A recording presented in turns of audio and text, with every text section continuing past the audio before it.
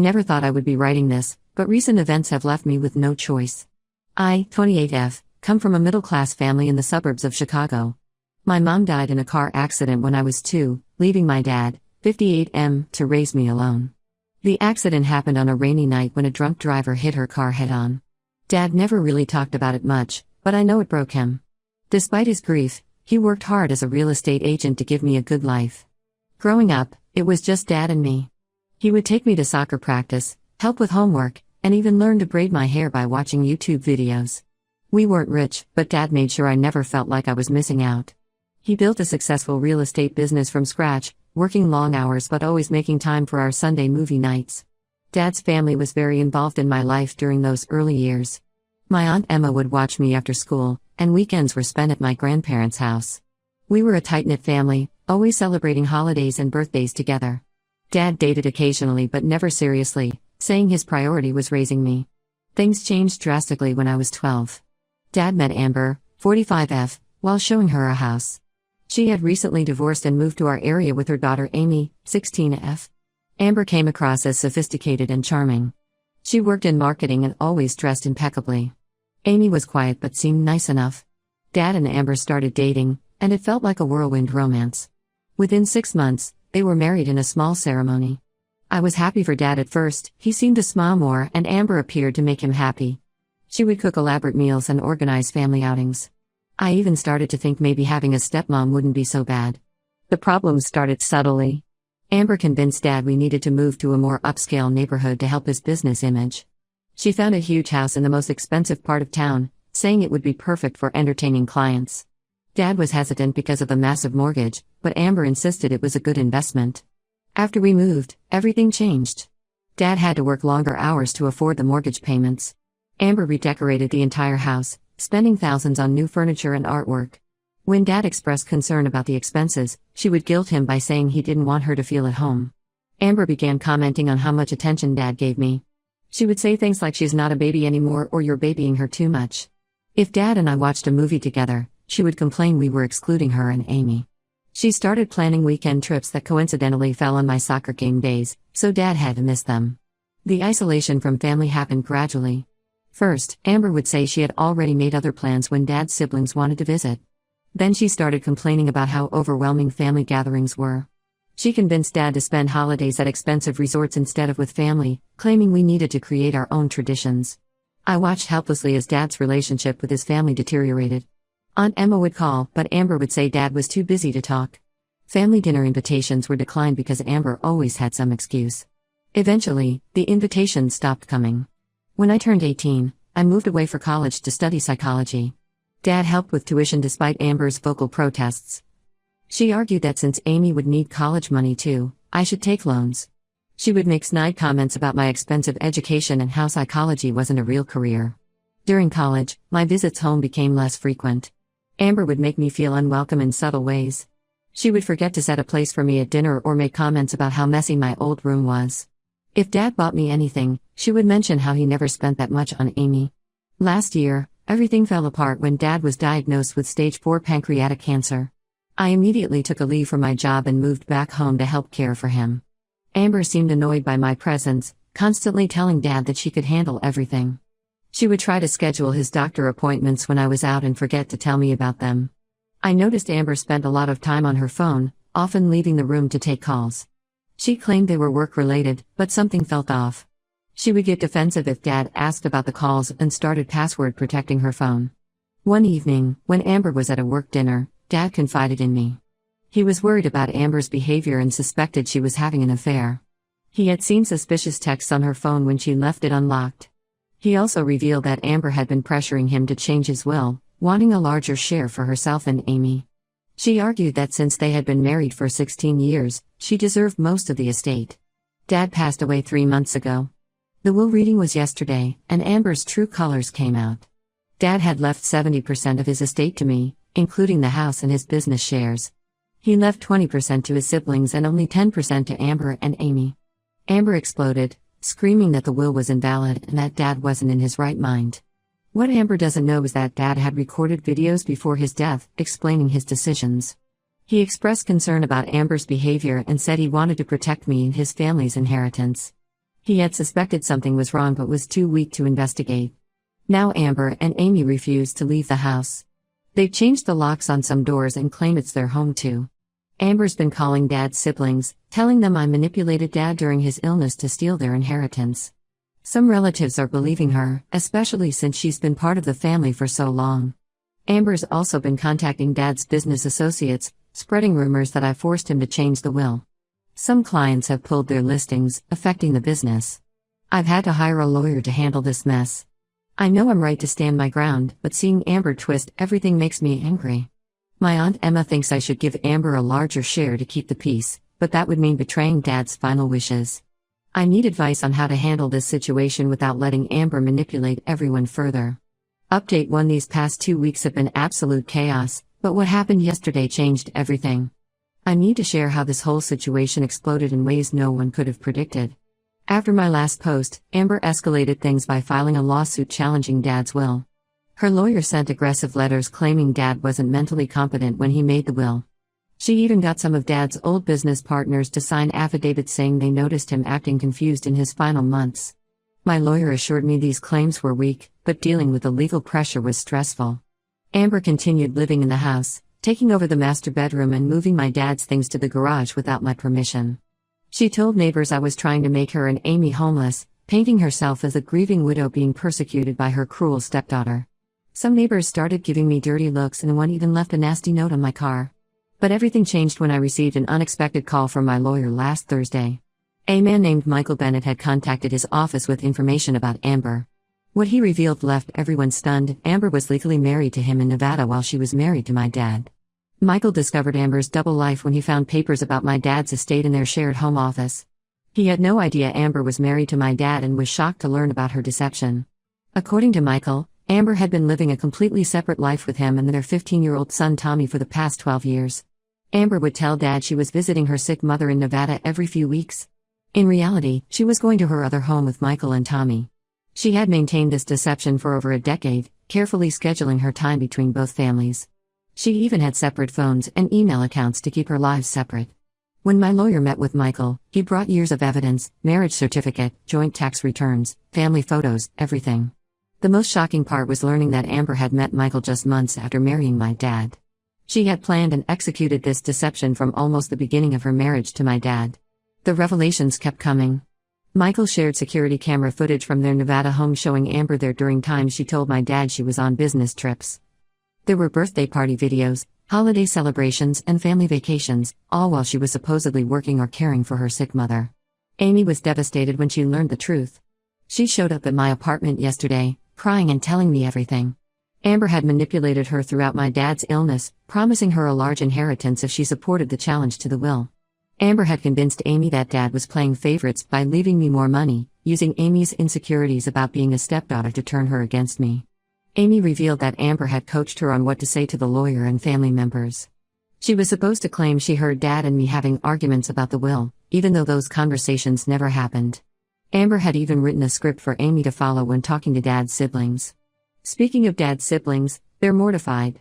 Aunt Emma called me sobbing, apologizing for doubting me. She shared stories of how Amber had systematically driven wedges between Dad and his family over the years. Amber would tell Dad that his siblings were jealous of his success, while telling the siblings that Dad was too busy for them. She played both sides perfectly, ensuring the family grew apart. The most disturbing discovery was the financial aspect. My lawyer found evidence that Amber had been transferring money from Dad's accounts to her life with Michael throughout the marriage. She set up fake vendor accounts through Dad's real estate business, making it look like legitimate business expenses. Over 16 years, she had stolen nearly $200,000 this way. Michael immediately filed for divorce after learning about Amber's deception. He's working with my lawyer, providing all financial records showing how Amber moved money between her two lives. The police are now involved, investigating Amber for potential fraud and bigamy charges. Amy has moved in with her biological father, unable to face her mother's lies anymore. She wrote me a long letter apologizing for her role in everything, explaining how Amber had used her need for maternal approval to manipulate her. She included text messages from Amber showing how she had orchestrated the whole inheritance scheme. Amber's reaction to being exposed was both predictable and shocking. She tried to claim Michael was lying, then switched to saying she had divorced him years ago but lost the paperwork. When that didn't work, she tried to blame my dad, claiming he knew about Michael and had agreed to an arrangement. Nobody's buying her stories anymore. The lawsuit challenging Dad's will has been withdrawn by Amber's lawyer, who quit representing her after learning about the bigamy. She's now trying to find new lawyers, but none want to touch her case. She's still in the house but hasn't been seen outside in days. My lawyer is working on having her removed legally. I'm still processing everything. Finding out that the woman who spent 16 years as my stepmom was living a complete double life is overwhelming. Dad never knew the truth about who he was really married to, and that breaks my heart. But at least now everyone knows what kind of person Amber really is. My lawyer says this revelation changes everything legally. Not only will Amber's challenge to the will fail, but she'll likely face criminal charges. He's already working on getting her portion of the inheritance revoked since her marriage to Dad wasn't legally valid. I'll update again when there are more developments. Right now, I'm focusing on working with my lawyer to get Amber out of the house and helping Amy deal with this nightmare.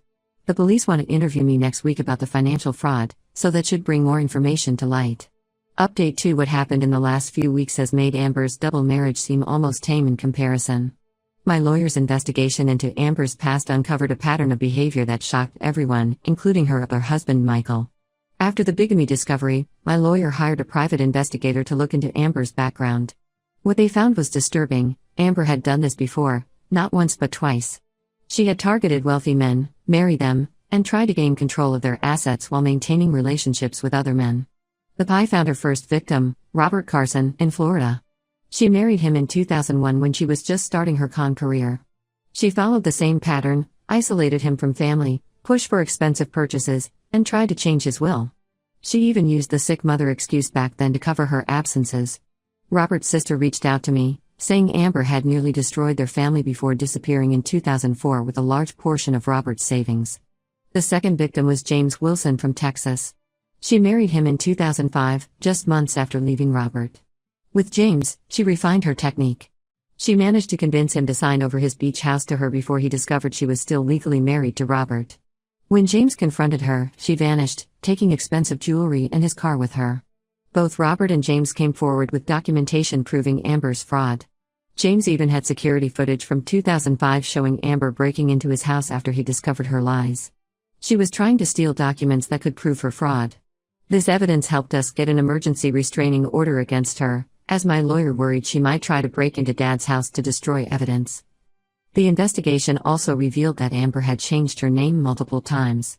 She was born Susan Reynolds, then became Amber Carson, then Amber Wilson, and finally Amber Bennett/Marshall, using both Michael's and my dad's surnames.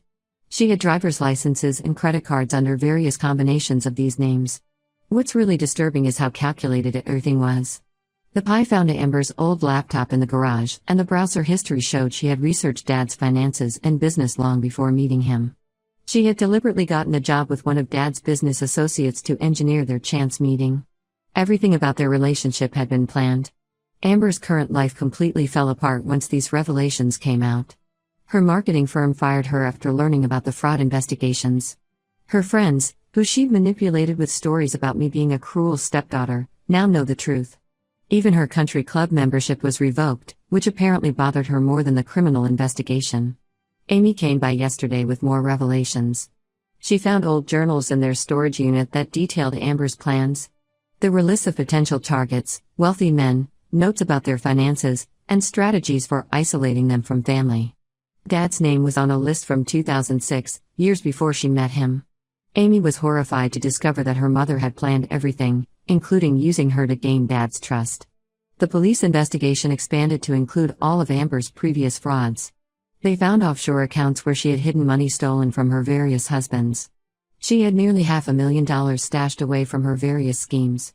Michael has been cooperative throughout this process. He's as devastated as anyone, having believed he was in an exclusive marriage with Amber for 12 years. Their son Tommy is struggling to understand why his mother lived a double life. Michael's lawyer is working with mine to trace all the stolen money. Amber's response to these discoveries was unexpected. Instead of running, she's trying to claim she has a mental disorder that causes her to create multiple lives. No one's buying it, especially since her journals show careful planning and calculations. She's trying to gather sympathy from anyone who will listen, but her reputation in the community is destroyed. Yesterday, the police found evidence that Amber had been planning her next target even before Dad got sick. She had already created a dating profile and was researching another wealthy businessman in a nearby city. She actually had spreadsheets comparing potential victims based on their net worth and vulnerability to manipulation. I'm still processing all this information. The woman who lived with us for 16 years, who I tried to accept as family, was nothing but a calculating fraudster. She played everyone, including her own daughter and the son she had with Michael. The depth of her deception is almost unbelievable. The criminal investigation is ongoing, and my lawyer says there will likely be multiple charges across several states. For now, Amber has finally moved out of the house, though only after the police threatened to arrest her for trespassing. I'm changing all the locks and installing security cameras, just in case. I'll update again when there are more developments, especially after the criminal charges are filed.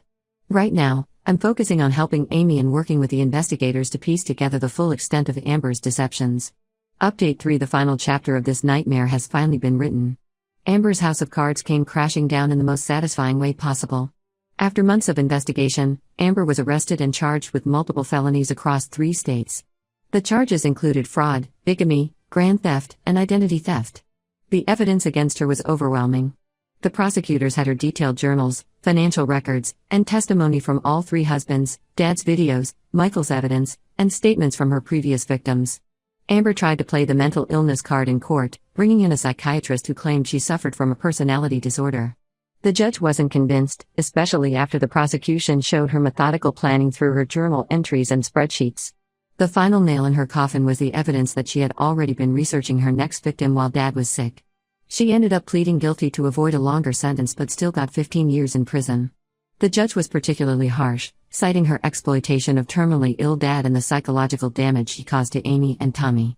She's also been ordered to repay over $800,000 to her victims' families, including the money she stole from Dad's accounts. Amy has been in intensive therapy, dealing with the trauma of discovering her entire childhood was built on lies. She found out that Amber had manipulated her biological father during their divorce, using similar tactics to isolate Amy from him. She's rebuilding her relationship with her dad now and is starting to heal. While I sympathize with her situation, I've maintained minimal contact to avoid getting pulled back into any drama. Michael and Tommy moved back to Nevada. Tommy is also in therapy, struggling to understand how his mother could lead such an elaborate double life. Michael has been cooperative throughout the legal proceedings, helping to trace all the money Amber had hidden in various accounts. The most unexpected development was the response from the real estate community. After Amber's sentencing, several of Dad's old clients came forward with stories about how she had tried to manipulate them into making risky investments through Dad's business. She had apparently been running smaller scams alongside her marriage fraud, using Dad's reputation to gain people's trust. Dad's siblings and I have completely rebuilt our relationship. We now understand how Amber systematically destroyed our family bonds with her lies and manipulation. We have monthly family dinners, something Amber had prevented for years. My Aunt Emma helped me renovate Dad's house, which I've decided to keep. We turned Amber's home office into a memory room for Dad, displaying his awards and family photos that Amber had hidden in the garage. I've started working with a fraud awareness organization that helps protect elderly people from scammers like Amber. We use Dad's story, with details changed, to show how these predators operate. I've also connected with Robert and James's families, and we're working together to help other victims of marriage fraud. The karma didn't stop with Amber's imprisonment. Her cellmate turned out to be someone she had scammed in her earlier cons, a former friend whose identity she had stolen. The prison guards say Amber requested solitary confinement within a week. Looking back, I realized Dad must have suspected something wasn't right with Amber, which is why he left the estate mostly to me and his siblings. He tried to protect us even when he couldn't prove what Amber was doing. The videos he recorded during his illness show he knew something was wrong but couldn't piece it all together. I'm finally at peace with everything that happened. Amber's betrayal of our family was complete and calculated, but in the end, justice prevailed. I'm focusing on honoring Dad's memory and helping prevent others from falling victim to people like Amber. The house feels like a home again, filled with family and genuine love, everything Amber tried to destroy but ultimately failed to take away from us.